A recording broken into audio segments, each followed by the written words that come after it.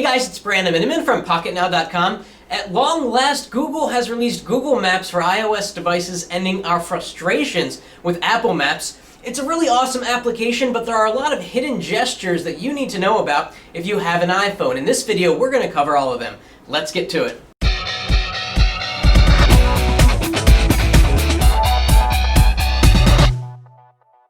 Okay, lots to talk about here, and be sure you subscribe to the Pocket Now Video YouTube channel. That way you know first when we upload new videos. We'll put a link up here so you can subscribe easily. So let's get into it here. Now, of course, in all Maps applications, you can pinch to zoom, right? But that's really a two-handed affair. You need to take out your other hand to steady the phone, and then you can do the pinch to zoom. In Google Maps here in iOS, there's a new way to zoom with really one hand. And the way you do that is you double tap and slide. You see that? So you double tap anywhere you want to zoom and slide your finger up and down as if the screen becomes a zoom slider. And you can do that with any finger. Just a really handy, convenient way to zoom in and zoom out really quickly if you don't want to use two hands. The other gesture, well, there are several more gestures we're going to show you. The other gesture, which isn't new to Maps apps, is the rotate, I guess, the rotate of the map, which is great, especially if you're in a city where you have these beautiful building models. And the other gesture is the two-finger tilt, right? So Apple Maps has this, and Google Maps has had this for a while on Android, but the last Google Maps update for iOS, what was it, 5, didn't have this capability, which was quite frustrating. So it's awesome to see it back in iOS, because it's so handy if you're moving around and you want to reposition various things on the screen. The next thing we want to show you is the side menu, which of course you can access down here by tapping that. That'll allow you to turn on satellite view, public transit, and look at traffic information. There's actually a quicker way to access that. It's not as intuitive. You take two fingers and you swipe in from the center of the screen on the right. So watch.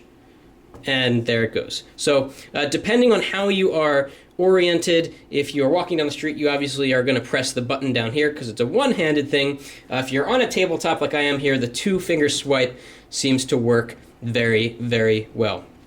Another tip here is that you definitely want to sign in to your Google account like I have here. That way you get your search history, and if you're using an Android device, if you have an Android device, or if you've set up Google to know where you live and where you work, it's really convenient because it places the markers right on the map, which is fantastic. And again, it keeps a search history here of all of the things that you've searched for, so you can go back and see what you've been looking for. Now, from this menu, which is accessible over here with this little person icon, you can access the settings. And there aren't that many settings.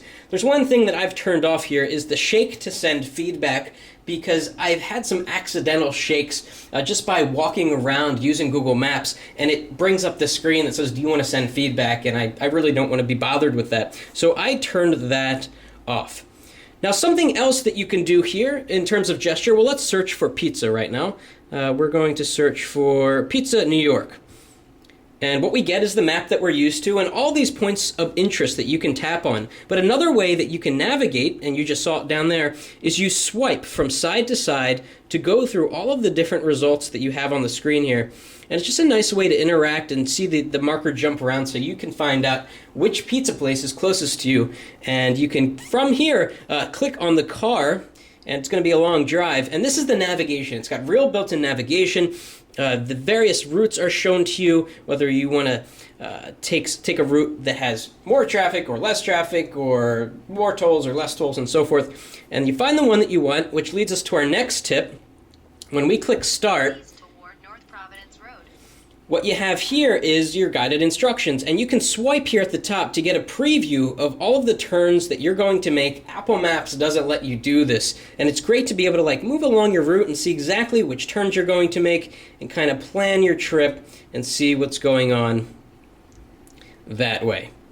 So that was a look at Google Maps on iOS. Right now it's iPhone only. You might be wondering if there's an iPad app coming. If I were a betting man, I would say yes, there's definitely a Google Maps version coming for the iPad in the next few months. More people have iPhones than do iPads, so Google just wanted to release the product first for the most amount of people. If you're wondering how the iPhone 5 is holding up, we have an After the Buzz episode where we talk about how the device is holding up after several months of use, after the newness and the buzz wore off from the initial time spent with the device. So if you want to see that, we're going to put a link up on the video. It's highly recommended, really interesting. And if you like this video, please shoot us a thumbs up, and thanks for watching. That's it for now.